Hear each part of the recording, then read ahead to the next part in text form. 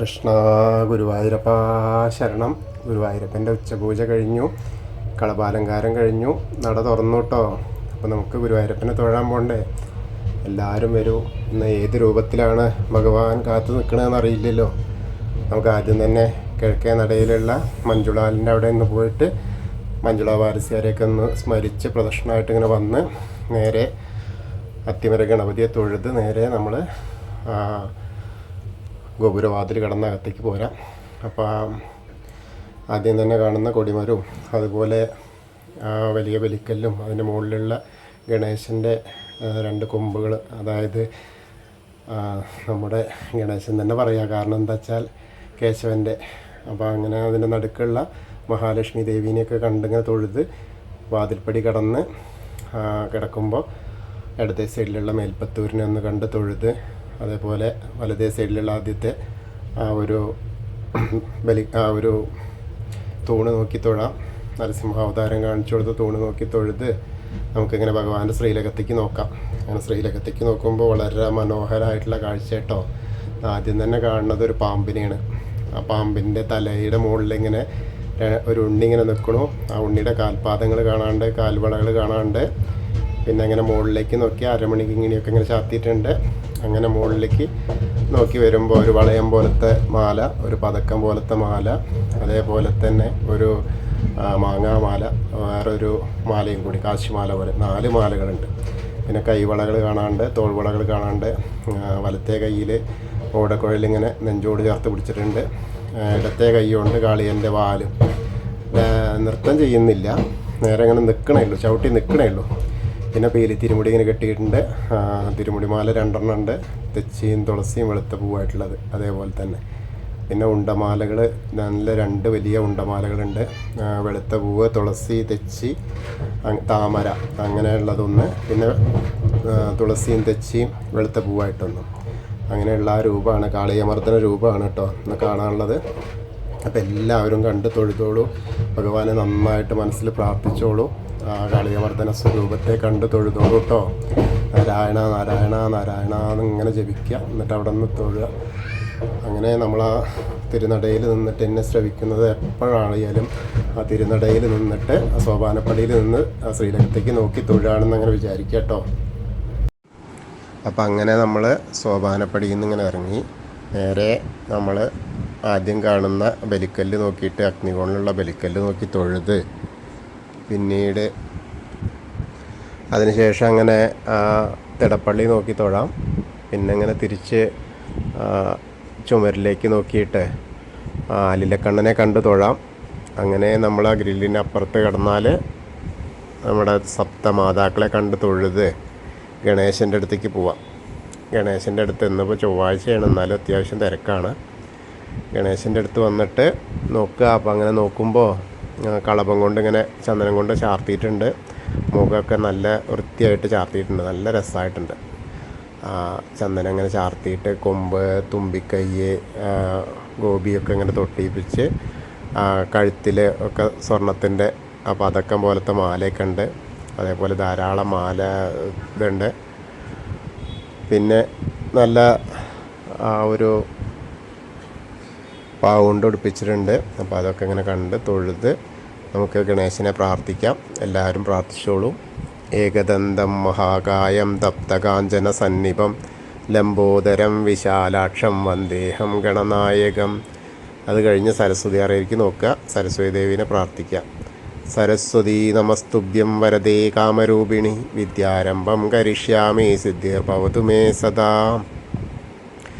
അതിനുശേഷം അങ്ങനെ വരുമ്പോൾ ആ കോർണറിലെത്തിയ ഗണേശനെ വീണ്ടും കാണാം, ചെറിയ ഗണപതിനെ. അവിടെ നല്ല മുല്ലപ്പൂവിൻ്റെ മാല ഉണ്ട്, അപ്പോൾ മാലയൊക്കെ വെച്ചിട്ടുണ്ട്. അപ്പോൾ അവിടെ നിന്ന് തൊട്ട് തലോടിയിട്ട് ഇങ്ങനെ വരാം. പിന്നെ മത്സ്യം, കൂർമ്മ, വരാഹം, നരസിംഹം വരെയുള്ള രൂപങ്ങളൊക്കെ കണ്ട് തൊഴുത് മേൽശാന്തിയുടെ അടുത്ത് നിന്ന് അർച്ചന പ്രസാദമൊക്കെ വാങ്ങാം. അതൊക്കെ വാങ്ങിയിട്ട് അങ്ങനെ വന്ന് നേരെ നമ്മൾ ആ വാമന രൂപവും ഗജേന്ദ്രമോക്ഷ രൂപവും അതേപോലെ ഗരുഡനായിരിക്കുന്ന മഹാവിഷ്ണുവിനെയൊക്കെ കണ്ടിങ്ങനെ വരുമ്പോൾ അനന്തശായിയായ അനന്തപത്മനാഭനെ കണ്ടു തൊഴാം. അനന്തപത്മനാഭൻ്റെ അടുത്ത് നിന്ന് ധാരാളം മാലകളാട്ടോ, ഒരുപാട് മാലകളുണ്ട്. നല്ല താമരമാലയും തുളസിമാലയും ചെണ്ടുമല്ലിമാലയൊക്കെ അങ്ങനെ നിറച്ചുണ്ട്. അപ്പോൾ അവിടെ തൊഴുത് നമ്മൾ വീണ്ടും ഭഗവാന്റെ ശ്രീകോവിലിൻ്റെ പുറകുവശത്ത് വന്ന് സാഷ്ടാംഗം നമസ്കരിക്കുക. നമസ്കാരമൊക്കെ കഴിഞ്ഞ് വീണ്ടും നമ്മൾ ദശാവതാര വിഗ്രഹങ്ങളൊക്കെ കണ്ടു തൊഴാം.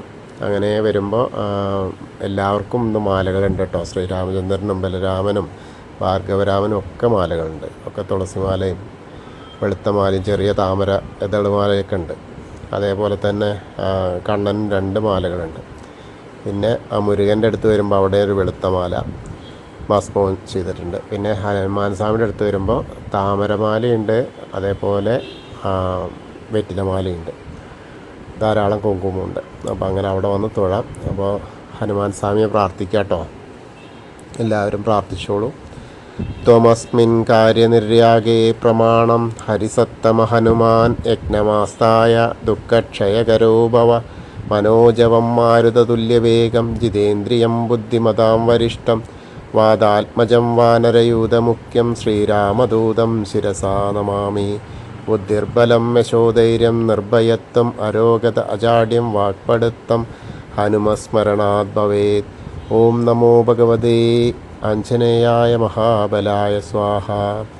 അങ്ങനെ ഹനുമാൻ സ്വാമിയെ കണ്ട് തൊഴുത് ആ രാധാകൃഷ്ണ വിഗ്രഹവും അതേപോലെ കാളിയമർദ്ദന രൂപവും വെണ്ണക്കണ്ണനെയൊക്കെ കണ്ട് തൊഴുത് ഓവിൻ്റെ അവിടെ വന്ന് പ്രാർത്ഥിക്കാം. അതിനുശേഷം താമരക്കണ്ണനെ കണ്ട് തൊഴുത് അവിടുന്ന് അങ്ങനെ മുകളിലേക്ക് നോക്കിയാൽ കൊടിമരം കാണാം. കൊടിമരം കണ്ട് തൊഴുത് മണിക്കിണറും അതേപോലെ നൃത്താറയൊക്കെ കണ്ട് തൊഴുത് ഇങ്ങനെ വരുമ്പോൾ കുറൂരമ്മേനെയും നാരദരെയും മേൽപ്പത്തൂരിനെയൊക്കെ കണ്ട് വസുദേവരെയൊക്കെ കണ്ട് ഇങ്ങനെ തൊഴുത് വന്ന് വടക്കേ നടയിൽ കൂടെ പുറത്തേക്ക് വരിക. പുറത്തേക്ക് വന്ന് പ്രസാദ കൗണ്ടറിൻ്റെ അവിടുന്ന് ചന്ദനവും തീർത്ഥമൊക്കെ വാങ്ങാം. അതിനുശേഷം അങ്ങനെ ഭഗവതി നടയിലേക്ക് വരിക. എടത്തരികത്തുകാവിലെ ഭഗവതിയെ കാണാനായിട്ട്. ഭഗവതിയുടെ അവിടെയൊക്കെ കുറേശ്ശൊക്കെ തിരക്കുണ്ട്. അങ്ങനെ വന്ന് ഭഗവതിയെ കാണുമ്പോൾ എന്താ വെച്ചാൽ ഗോളകയാണ് ഇറക്കിയുള്ളത്. അപ്പോൾ അങ്ങനെ മുഖത്തൊക്കെ ഗോളക അങ്ങനെ വരെ ഉള്ളതാണ്. പിന്നെ അവിടെ നല്ലൊരു ചുവന്ന പട്ട് ഉടുപ്പിച്ചിട്ടുണ്ട്. പിന്നെ ധാരാളം പൂക്കളുണ്ട്, ചുവന്ന പൂക്കളുണ്ട്, താമരപ്പൂക്കൾ. ഇന്ന് താമര എല്ലായിടത്തും ഉണ്ട് ഒരുവിധം. അപ്പോൾ ആ താമരപ്പൂക്കളൊക്കെ ഉണ്ട്. അപ്പോൾ ഭഗവതിയെ കാണുക കേട്ടോ. എല്ലാവരും പ്രാർത്ഥിച്ചോളൂ. സർവമംഗളമാംഗല്യേ ശിവേ സർവാർത്ഥസാധികേ ശരണ്യേ ത്രയംബകേ ഗൗരി നാരായണി നമസ്തുതേ. അങ്ങനെ അമ്മയെ കണ്ട് തൊഴുത് നമ്മൾ ആ കോർണറിലെത്തിയാൽ മമ്മിയൂരപ്പനെ പ്രാർത്ഥിക്കുക. നമശിവായ നമശിവായ നമശിവായ എന്നുള്ള പഞ്ചാക്ഷരി മന്ത്രം ജപിച്ചിട്ട് മമ്മിയൂരപ്പനെ മനസ്സിലിങ്ങനെ സ്മരിക്കുക. അപ്പോൾ അവിടെ പോയിട്ടുള്ള ആ ദർശനം കിട്ടിയ പോലെയാവും. അതിനുശേഷം നമ്മൾ അവിടെ നിന്ന് ഒന്ന് പ്രദക്ഷിണമായിട്ട് വന്ന് നേരെ കൂത്തമ്പലത്തിൻ്റെ അവിടെ വന്നിട്ട് ഒന്നുകൂടി കൊടിമരത്തിൻ്റെ അവിടെ വന്നിട്ട് ഒന്നുകൂടി ഭഗവാനെ കണ്ടു നോക്കി തൊഴാം. അതിനുശേഷം നമസ്കരിച്ച് കൂത്തമ്പലത്തിൻ്റെ അവിടെ വരിക. കൂത്തമ്പലത്തിൻ്റെ അവിടെ വന്നിട്ട് ഒന്നുകൂടി നമസ്കരിക്കുക. അതും കഴിഞ്ഞാൽ നേരെ അയ്യപ്പസ്വാമിയുടെ അടുത്തേക്ക് വരിക. അയ്യപ്പസ്വാമിയുടെ അടുത്ത് വരുമ്പോൾ അവിടെ നന്നായിട്ട് നല്ല അലങ്കാരമൊക്കെ ഉണ്ട്. ഭസ്മൊക്കെ ചന്ദനമൊക്കെ നന്നായിട്ട് ചാർത്തിയിട്ടുണ്ട്. നന്നായിട്ട് നല്ല ഒരു മഞ്ഞ കളറിലുള്ള, അതായത് സാധാരണ പൗണ്ടും അതിൻ്റെ മുകളിൽ മഞ്ഞ നല്ല സ്വർണ്ണ കളറിൽ അങ്ങനെ ചാർത്തിയിട്ടുണ്ട്. പിന്നെ ധാരാളം സ്വർണത്തിൻ്റെ ആടയാഭരണങ്ങളൊക്കെ ഉണ്ട് അയ്യപ്പസ്വാമിക്ക്. നല്ല കിരീടമൊക്കെ ഉണ്ട്, നന്നായിട്ട് ചാർത്തിയിട്ട് നല്ല രസമായിട്ടുണ്ട്. അപ്പോൾ അയ്യപ്പസ്വാമീനെ പ്രാർത്ഥിക്കുക കേട്ടോ. ഭൂതനാഥ സദാനന്ദ സർവഭൂതദയാപര രക്ഷ രക്ഷ മഹാബാഹോ ശാസ്തേ സ്തുഭ്യം നമോ നമ. അങ്ങനെ ഭൂതനാഥനെയും കണ്ട് തൊഴുത് നമ്മളവിടുന്ന് പ്രദക്ഷിണമായിട്ട് ഇങ്ങനെ വന്ന് പടിഞ്ഞാറ നടയിൽ വന്ന ആ ദീപസ്തംഭത്തിൻ്റെ മുകളിലുള്ള വേണുഗോപാലിനെ കണ്ട് തൊഴാം. അവിടെ തൊഴുതതിന് ശേഷം നേരെ ആ കൊടിമരം നോക്കിയിട്ടൊന്ന് കണ്ട് തൊഴുത് ഗരുഡധ്വജനെയും കണ്ട് തൊഴുത് ഇങ്ങനെ വരാം. അതിനുശേഷം നമ്മൾ പടിഞ്ഞാറ നടയിൽ കൂടെ പുറത്ത് വന്ന് രുദ്രതീർത്ഥക്കുളത്തെ ഒന്ന് പ്രദക്ഷിണം ചെയ്യാം. അങ്ങനെ വരുമ്പോൾ ആ നടുക്കുള്ള കാളിയമർദ്ദന രൂപിയെ ഒന്ന് കണ്ട് തൊഴാം. പിന്നെ അങ്ങനെ വന്ന് നാരായണാലയത്തിൽ വന്ന് പൂന്താനം തിരുമേനി പൂജിച്ചിരുന്ന വിഗ്രഹമൊക്കെ കണ്ട് തൊഴാം. അങ്ങനെ അവിടുന്ന് വീണ്ടും ഭഗവതിയുടെ അവിടെ വരിക. പിന്നെ നമ്മുടെ വലിയ ദീപസ്തംഭത്തിൻ്റെ അവിടെ വന്നിട്ട് ഭഗവാന്റെ ശ്രീലകത്തേക്ക് നോക്കിയിട്ട്, ഗുരുവായൂരപ്പൻ്റെ ശ്രീലകത്തേക്ക് നോക്കിയിട്ട് കണ്ട് തൊഴുത് പിന്നെ തെക്കേ നടയിലേക്ക് ഇങ്ങനെ വരിക. തെക്കേ നടയിൽ വന്ന് കൂവളത്തിനെ ഒന്ന് പ്രദക്ഷിണം ചെയ്യാനായിട്ട് നോക്കുക. പ്രദക്ഷിണം ചെയ്യുമ്പോൾ ഭഗവാനെ മഹാദേവനെയും പാർവതീദേവിനെയും മനസ്സിലിങ്ങനെ വിചാരിച്ച് പ്രദക്ഷിണം ചെയ്യുക. അപ്പോൾ നമ്മൾ ഇന്നത്തെയും ഗുരുവായൂരപ്പൻ്റെ ഉച്ചപൂജയും കളഭാലങ്കാരമൊക്കെ കണ്ടു തൊഴുതു. എല്ലാവർക്കും ആ ഗുരുവായൂരപ്പൻ്റെ അനുഗ്രഹം ലഭിക്കും. കൃഷ്ണായ വാസുദേവായ ഹരയേ പരമാത്മനെ പ്രണതക്ലേശനാശായ ഗോവിന്ദായ നമോ നമഃ. ഹരേ കൃഷ്ണ. ഗുരുവായൂരപ്പാ ശരണം. നമ്മളോട് പ്രാർത്ഥിക്കാൻ പറഞ്ഞിട്ടുണ്ടായിരുന്നു കുറേ പേര്. അവർക്ക് എല്ലാവർക്കും ഗുരുവായൂരപ്പൻ്റെ അനുഗ്രഹം ലഭിക്കട്ടെ. അമൃതവരദ ചിത്ര പഠിച്ചത് പാസ്സാവാനും പെട്ടെന്ന് ജോലി കിട്ടാനും വേണ്ടിയിട്ടാണ്.